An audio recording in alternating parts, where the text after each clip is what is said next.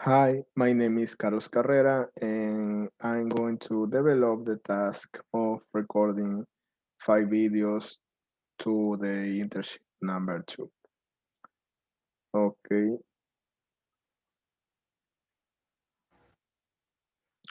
so for this lesson, I designed the lesson plan number 12, and I don't have the school name because we are in a pandemic, so we cannot teach inside classrooms. And the theme for this class could have been the past modals, at this most could or might.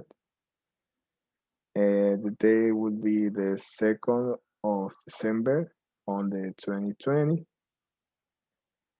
Uh, it was designed to the grade of second bachelor B.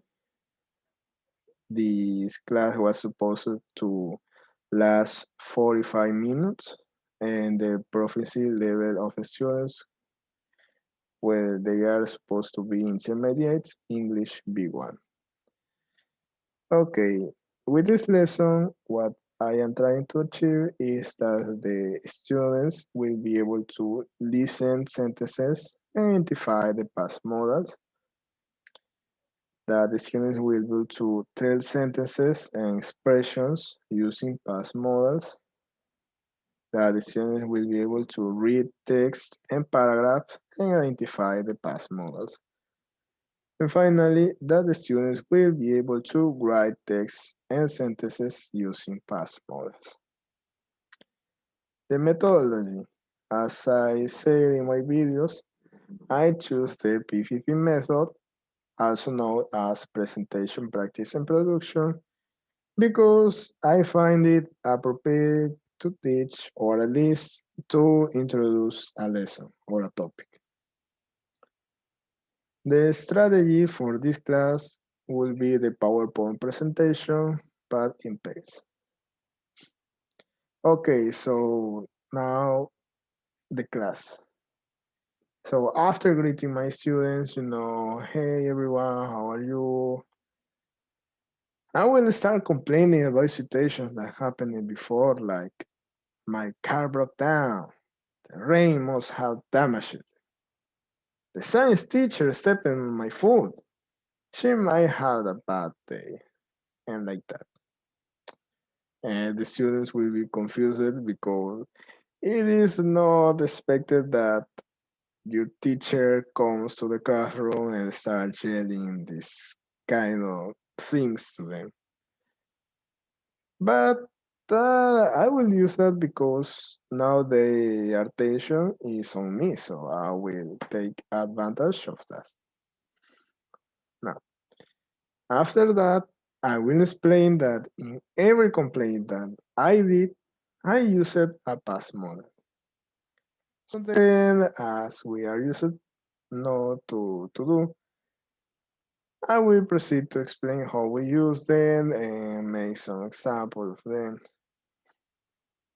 Also, according to my method, I will motivate the students in order that they do their own example because we expect that they learn not as we say, but as they can understand the lesson. So I want to see how they have learned, and it will reflect on their exercise. Okay, now I will start describing the activity for the day, like they will work on page 22, exercise 1, in which they will classify the words used in the word bank into the correct category. And on exercise 2, they will listen and read a conversation and then will put a check in the correct column.